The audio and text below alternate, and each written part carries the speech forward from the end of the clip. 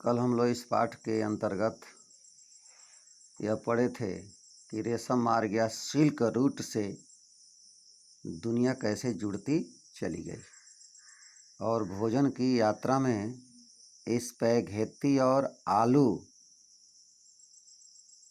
आदि खाद्य पदार्थों का विभिन्न देशों के बीच किस प्रकार सांस्कृतिक दृष्टि से योगदान किया। कोलंबस 1492 ईस्वी में अमेरिका पहुंचा। उसके साथ ही आलू, सोया आदि खाद्य पदार्थ यूरोप और एशिया पहुंचना प्रारंभ हुआ। आज हम लोग पढ़ेंगे विजय, बीमारी और व्यापार के विषय में। भारतीय उपमहाद्वीप का महत्व, अमेरिका की खोज के बाद संसार में क्या परिवर्तन होना प्रारंभ हुआ। 16वीं शताब्दी में जब यूरोप के जहाज लेकर चलने वालों ने एशिया तक का समुद्री मार्ग खोज लिया और वे अमेरिका तक भी जा पहुँचे, तो आधुनिक युग से पूर्व का पूर्व आधुनिक युग बहुत छोटा सा प्रतीत होने लगा। यूरोप वासियों के एशिया और अमेरिका पहुंचने से पूर्व हिंद महासागर के रास्ते से भी व्यापार होता था। यात्री विभिन्न प्रकार के सामान, ज्ञान और परंपराएं इसी समुद्र के मार्ग से एक दूसरे देश में पहुंच रहे थे। हिंद महासागर के मार्ग के बीच भारतीय उपमहाद्वीप का बहुत अधिक महत्व था। यहाँ यूरोप के लोगों के प्रवेश से लोगों का आना जाना और बढ़ गया। यहाँ के लोग भी व्यापार आदि उद्देश्यों से यूरोप के देशों में जाने लगे। अमेरिका की खोज से पूर्व इस देश का संसार से किसी भी प्रकार का संपर्क नहीं था। 16वीं शताब्दी से उसकी विशाल भूमि, अनगिनत फसलें और खनिज पदार्थों के कारण अमेरिकी लोगों के जीवन में हर दृष्टि से बदलाव होने लगे। अमेरिका की खोज के बाद ही यूरोप के व्यापार में वृद्धि हुई। वर्तमान समय में पेरू और मैक्सिको की खानों से प्राप्त होने वाली कीमती वस्तुओं, विशेष रूप से चांदी के कारण यूरोपीय देशों की संपत्ति में वृद्धि होती है। और यही नहीं, पश्चिमी एशिया के देशों के साथ होने वाले उनके व्यापार भी गति प्रदान की। दक्षिणी अमेरिका की धन संपत्ति के बारे में तो पूरे यूरोप में अनेक किस्से बनने लगे। इन किस्सों या किंवदंतियों के कारण ही यूरोप के लोग एल डोराडो को सोने का शहर मानने लगते हैं। यही नहीं, उनकी खोज में अनेक खोज अभियान भी शुरू होते हैं। पुर्तगाली और स्पेनिश सेनाओं के विजय अभियान और उनके साथ बीमारियों का वैश्विक प्रसार किस प्रकार होता है, जो अमेरिकी क्षेत्रों के उपनिवेशीकरण में कैसे सहायक होते हैं। 16वीं शताब्दी के मध्य तक पुर्तगाली और स्पेनिश सेनाओं के विजय अभियान प्रारंभ होते हैं।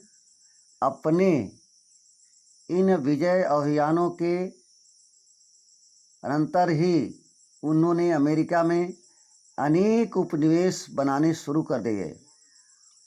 इन अमेरिकी भूभागों के उपनिवेशीकरण में इन सेनाओं के साथ साथ आए बीमारियों के कीटाणु का भी विश्व स्तर पर प्रसार विशेष रूप से सहायक होता है।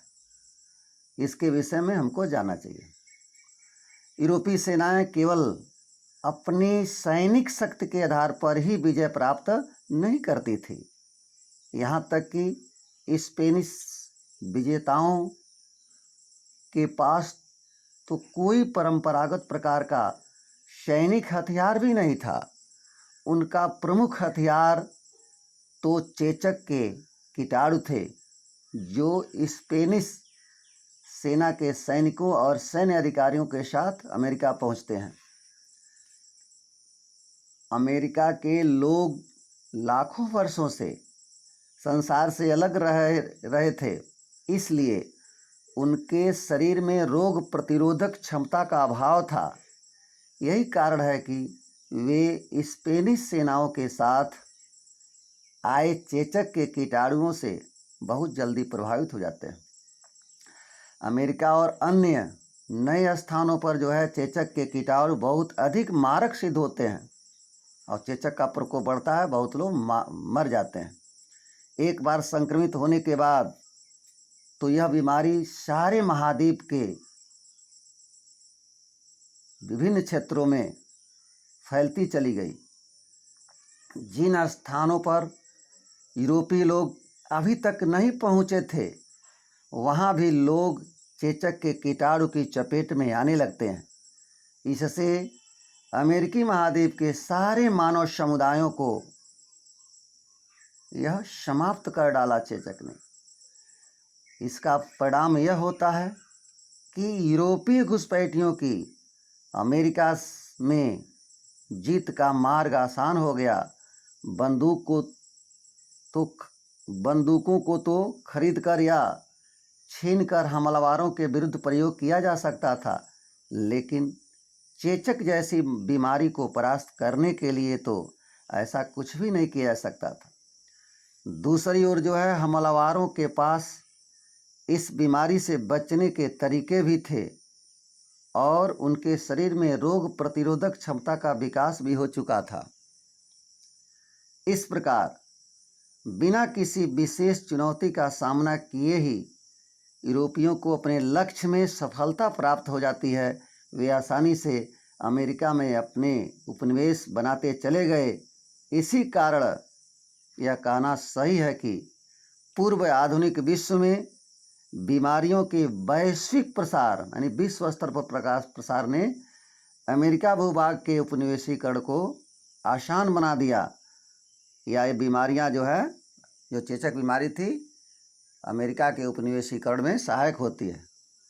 जैसे आजकल कोरोना वायरस है, तो चीन का उद्देश्य क्या रहा है? इसी तरह से जहाँ जहाँ जाएगा यह वायरस और वहाँ के लोग मरते जाएंगे, धीरे धीरे जो है वहाँ उस क्षेत्र पर इसका अधिकार होगा विभिन्न क्षेत्रों में। तो यही उद्देश्य है उसका। इस तरह से पहले घटनाएं चेचक जैसी हो चुकी हैं।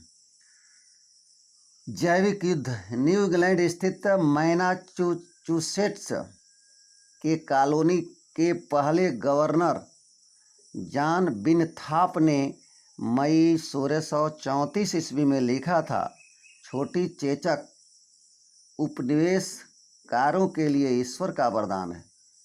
देशी जनता छोटी चेचक के कारण लगभग पूरी खत्म हो चुकी थी।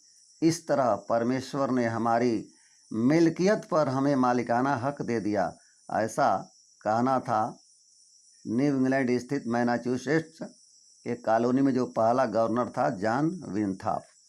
एक तरफ जहां जनता मर रही है, उसको अपने अधिकार की चिंता की, अधिक अधिक मेरा जो है वहां अधिकार हो जाए।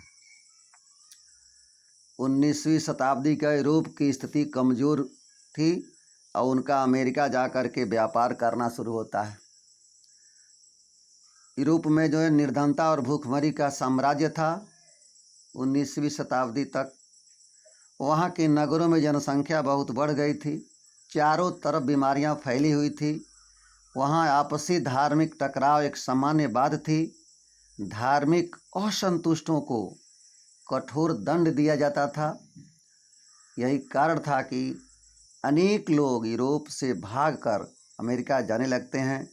वहाँ पहुँचे यूरोप लोगों ने अफ्रीका से पकड़कर लाए गए गुलामों को जबरन अपने व्यापारिक आदि विभिन्न कामों में लगा दिए। इन गुलामों को काम पर लगाकर यूरोपीय बाज़ारों के लिए कपास और चीनी का उत्पादन किया जाने लगा। 18वीं शताब्दी तक चीन और भारत संसार के सर्वाधिक धनी देश, बाद में यूरोप विश्व व्यापार का केंद्र बनता है। चीन और भारत दो ऐसे देश थे जो 18वीं शताब्दी का काफ़ी समय बीत जाने के बाद भी संसार के सबसे धनी देशों में थे।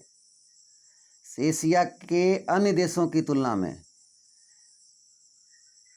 इन्हीं दो देशों का व्यापारी दृष्टि से दबदबा बना हुआ था।